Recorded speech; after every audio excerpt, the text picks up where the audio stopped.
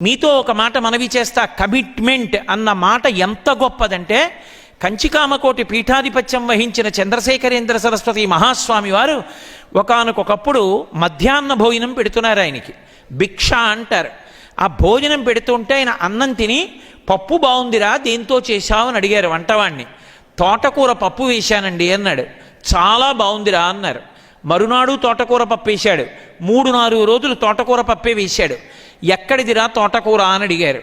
పీఠానికి వచ్చిన వాళ్ళకి చెప్పానండి, మీకు తోటకూర ఇష్టమని రోజు మోపులు తోటకూర తెస్తున్నారు, తోటకూరతో పప్పు వేస్తున్నానన్నాడు. ఆ మరునాడు భిక్షా సమయానికి అన్నం పెట్టారు. ఆయన నాకు అన్నం వద్దని గోశాలకి వెళ్ళి గోమూత్రాన్ని 3 మాటలు ఆచమనం చేసి గోమయాన్ని నాలుక మీద రాసుకుని వెళ్ళిపోయారు. 2వ రోజు అయింది, అన్నం తినలేదు. 3వ రోజు అయింది, అన్నం తినలేదు. 4వ రోజు అయింది, భిక్ష పెట్టడానికి భయపడ్డాడు వంటవాడు. 3 రోజుల నుంచి ఆయన తింటలేదు. ఏ తప్పు జరిగిందని శ్రీకార్యానికి చెప్పాడు. శ్రీకార్యం అంటే మఠం మేనేజర్. ఆయన వెళ్ళి నమస్కారం పెట్టి, అయ్యా ఏదో తప్పు జరిగింది, 3 రోజులుగా మీరు భిక్ష తీసుకోవట్లేదు, ఆ సమయానికి గోశాలలోకి వెళ్ళి గోమూత్రాన్ని ఆచమనం చేస్తున్నారు, గోమయాన్ని నాలుక మీద రాసుకుంటున్నారు, ఆవు పేడ, ఏదో తప్పు జరిగింది, ఏం జరిగిందని అడిగాడు. తప్పు వంటవాడిది కాదు, కంచికామకోటి మఠానికి పీఠాధిపత్యం వహిస్తూ ఎక్కడికైనా నేను వెడితే శంకరాచార్యుల వారు వస్తున్నారంటారు. శంకరాచార్యుల వారి పేరు చెప్పుకుని బ్రతకవలసిన వాణ్ణి, కాషాయం కట్టుకుని అన్నీ విడిచిపెట్టి దేనికి లొంగకుండా ఉండవలసిన వాణ్ణి, తోటకూర పప్పు బాగుంది అని రుచికి లొంగిపోయాను. ఆ మాట అన్నాను కాబట్టి వాడు రోజు తోటకూర పప్పు పెడుతున్నాడు. ఏ నాలుక రుచికి లొంగిపోయిందో ఆ నాలుకతో రేపొద్దున్న శంకరాచార్యులు వారు వచ్చారని పూర్ణకుంభం పెడితే, పూర్ణకుంభం మీద చెయ్యేసి సభలోకి వెళ్ళి కొన్ని వేల మందికి భక్తి జ్ఞాన వైరాగ్యముల గురించి నేనేం చెప్పను. కాషాయం కట్టుకుని రుచికి లొంగిపోయాను కనుక ఆ తప్పు జరిగినందుకు ఏ నాలుక రుచికి లొంగిందో ఆ నోటిని గోమూత్రంతో ఆచమనం చేసి గోమయంతో శుద్ధి చేశానన్నారు. మహానుభావుడు తరువాతి కాలంలో జీవితంలో ఇక ఆయన రుచికి లొంగలేదు. కమిట్మెంట్ అంటే కమిట్మెంటే.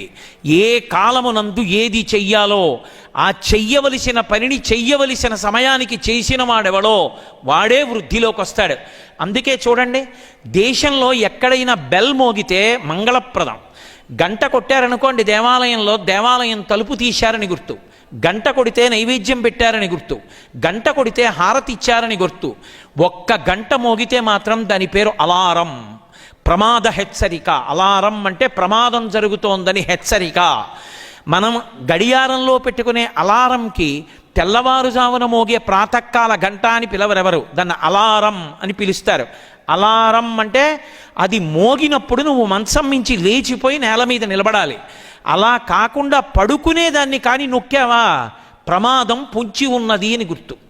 ఏదో తెల్లవారుజామున 5 గంటలకి రైలుకి వెళ్ళిపోవాలి, తెల్లవారుజామున 4 గంటలకు అలారం పెట్టుకున్నావు, అలారం మోగింది, ఒక్క 10 నిమిషాలు ఆగి లేద్దామని దాన్ని ఒక్క నొక్కు నొక్కి పడుకున్నావు, అంతే 6 గంటలకి తెలివచ్చింది, వెళ్ళిపోయింది నువ్వు ఎక్కవలసిన రైలు, చేరవలసిన గమ్యస్థానం పోయింది, వెళ్ళవలసిన ఇంటర్వ్యూ పోయింది, జీవితమే పోయింది. అలారం ఏది ఏ సమయమునందు చెయ్యాలో అది ఆ సమయమునందు చెయ్యాలి. అలా చెయ్యగలగడం అందరి యొక్క కర్తవ్యం.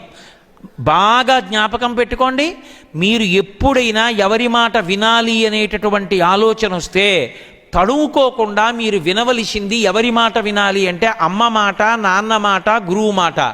ఈ ముగ్గురి మాట మీరు వెనక్కి ఆలోచించవలసిన అవసరం లేకుండా వినొచ్చు.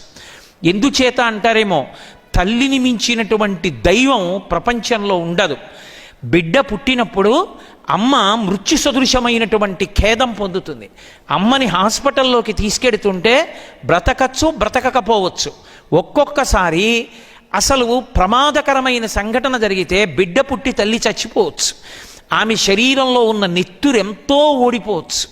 ఆమెకి అనేకమైన వ్యాధులు రావచ్చు. హాస్పిటల్లో దగ్గరలో ఉండొచ్చు, ఉండకపోవచ్చు. అయినా సరే ఏ తల్లి అయినా సరే బిడ్డల్ని కనడాన్ని అంగీకరిస్తుంది. కన్న బిడ్డలకి పాలిచ్చి పెంచి పెద్ద చేస్తుంది. ఆ పిల్లవాడికి జ్వరం వస్తే తాను ఉపవాసం ఉంటుంది, తాను వ్రతం చేస్తుంది. పిల్లవాడు చదువుకుంటుంటే తాను రాత్రి లేచి కాఫీ కాచి ఇస్తుంది. ఆ పిల్లవాడు బ్రతికుండాలని నా ఆయుర్దాయం పోసుకు బతకమని కోరుకుంటుంది. అటువంటి అమ్మ లోకంలో ఏ ప్రతిఫలాన్ని కోరదు. అటువంటి అమ్మకి నమస్కారం, నాన్నగారికి నమస్కారం. మీకు తెలియదు చిన్నపిల్లలు కనుక. మీలో ఎందరో తండ్రులు రేపు మీకు ఇంజనీరింగ్లో ఫీజు కట్టడానికి